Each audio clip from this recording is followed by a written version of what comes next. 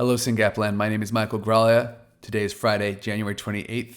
This is episode 45 of Syngap10, your 10-minute weekly briefing on everything you need to know about Syngap1. I just did episode 44 yesterday, and it was long, but I had a lot to say, and it was more of a topical episode, whereas this is more of the classic Syngap10, where I'm just going to be like, this is what's going on. Let me start with, a lot of people have reached out to me just since yesterday, being like, hey, I watched your podcast. I'm not sure what you're talking about. Here's my kid's genetic report. Is this okay? I'm sorry to bother you. Amazing communication. Don't be sorry to bother me. It takes me like 10 seconds to look at that and answer your question.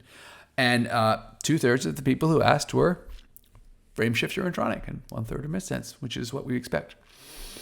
Please don't hesitate to reach out to me. This is what I do all day, every day. My job is to help connect and build this community so that we can together help our kids, including mine. We're all in this together, my friends. So don't hesitate to reach out. Let me go through my list. Money. It all takes money. I want to congratulate Emily. Emily's a newly diagnosed mom, and she's like, I'm going to go out to my whole community and tell them, and I want to do a fundraiser. And I'm like, that is best practice. I don't like to say to newly diagnosed families, hey, this is a great time to do a fundraiser, because some people just don't think like that and they're not ready. But when people are ready, boom. So Emily said, help me set up a page. We set up a page for her. Emily's link is in the show notes. Hope for Hadley. Emily's already raised $11,000. That's $11,000 we didn't have last week. And that's $11,000 we're going to use to accelerate science. So be like Emily, help us raise money. Also, if you need another tool to do that, on April 30th, we're doing the second annual Sprint for Syngap. Sprint for Syngap is a 5K. It's a virtual 5K. You can do at home. You can make a little street party, a little block party, a little family party, a little Zoom party, whatever you want to do. Just say to your friends, hey, I'm doing a 5K. Would you help raise money for Syngap? Here's a link. It couldn't be easier. It couldn't be easier. Last year was a huge success. We funded a whole grant out of it. Let's fund 2 grants this year. Sprint for Syngap is April 30th. Mark your calendars now. We'll be in touch pretty soon with links and ways to start a team online. Webinars. We have 3 webinars coming up. Just like the old days. We got a lot going on. The first one is La Intención Comunicativa en Syngap el Sábado de Febrero 5. My Spanish is terrible. The whole thing's in Spanish. If you speak Spanish and you don't understand what I just said, check it out. It's on the 5th of February. There's also a webinar with Autism BrainNet on February 10th at 9 a.m. This is about thinking about brain donation. Hopefully, all of our kids will outlive us. God forbid they don't. You have a Syngapian brain on your hands that you could donate to science. We encourage you to do that. I know this is like a really jarring thought, but it is what it is, guys. If God forbid something happens to our loved ones with Syngap, donating their brain could really help the science of Syngap. So this is a webinar to think about that and talk about that with the folks at Autism BrainNet, which is a part of the Simons Foundation. The Simons Foundation is a very large, generous, and important partner. And I strongly encourage people to check that out, syngap.fund/ABN to register. And the third one, this is cool. The use of milk exosomes to increase expression of Syngap1 in Syngap1 mice. What? It's as crazy as it sounds, my friends. And actually, we haven't even put out the press release yet, but this grant is signed and funded. So we're working with a really top shelf researcher to look at a novel mechanism of delivery. That's a webinar you don't want to miss. Syngap.fund/Zemplenty. Professor Zemplenty is doing that webinar on March 3rd. Check it out. Links in the show notes. We've also released 2 blogs in the past few days. Pretty cool blogs. One of them by a mom talking about a topic that every Syngap parent will be like, oh, that's interesting. And everybody else will be like, what? Diapers and pull-ups. What happens when your kid outgrows the stuff you can find at Safeway? Because our kids outgrow the stuff you can find at Safeway, and a small handful of kids get potty trained, but most of our kids are not, which means diapers are a big part of a Syngap parent's life. We wrote a blog about it, and there's a link to a survey about it that's in our private Facebook group. So if you're family, check that out, syngap.fund/pull-ups. We get really creative with these short links. We also put out a link about missense mutations. And you're all like, Mike, I just listened to you blather on about missense mutations and iPSC. Yes, you did. This is about a specific missense mutation, 1030G to A. And through the incredible sleuthing and just doggedness of Aaron Harding, who's a dear friend of mine and a director of the fund, he's identified 10 No, 9 patients around the world with this exact same mutation. And then a couple of other patients with a mutation right next door on the C chain that affects the same amino acid. So basically, researchers are like, every missense is different. It's too much work. We don't know what to do. We're like, actually, here's one that 9 patients have in the world. And then if you add the patients right next door, it's 10 or 11. So maybe you should start here. And we published this blog.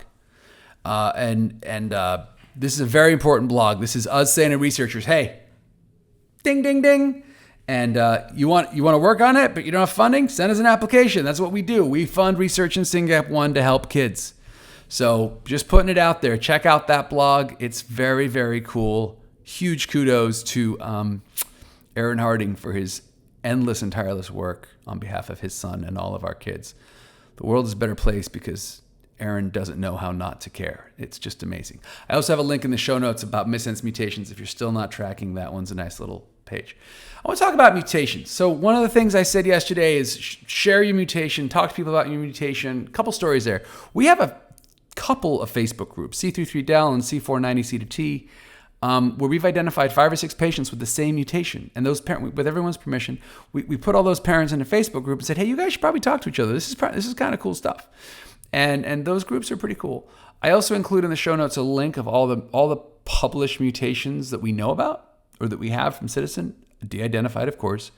And so because a lot of people are saying, hey, do you guys already have this mutation somewhere? And frankly, that's a lot of looking up. But if you check out the show notes, data under mutation stories, you will find a Google document with all of that information just waiting for you to peruse it and find your kid's information. The other story I want to tell you, I got a message yesterday after somebody watched the episode 44, and it was a sister of a Syngapian over in Europe. And she said, hey, my sister's blah, blah, blah, blah, blah, just diagnosed. Here's her mutation. Does anyone else have this? And I just told you that I can't look all those up, but I looked at hers and I was like, oh yeah, I know that mutation really well. Because it's basically 3 base pairs away from Tony's mutation. So I have my son's mutation burned in my brain.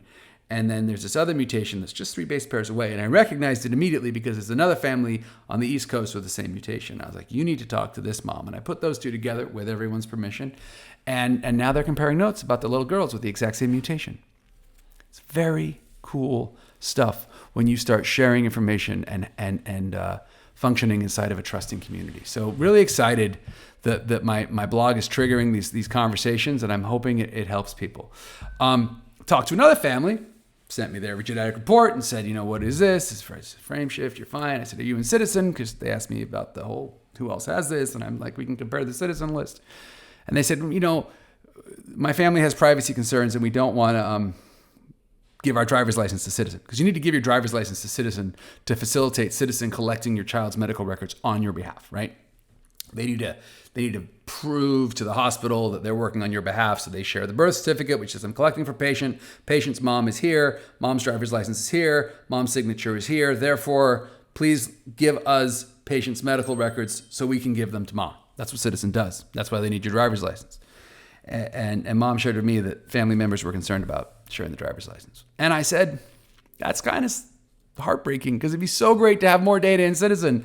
But I just want to share a link in the show notes, Ciitizen.com/privacy. Guys, nobody does privacy better than Ciitizen. I'm not kidding. Anil was an incredible technologist, is an incredible technologist, and he built that system bulletproof. Devin ran HIPAA under the Obama administration. This is a former government official, a very serious lawyer.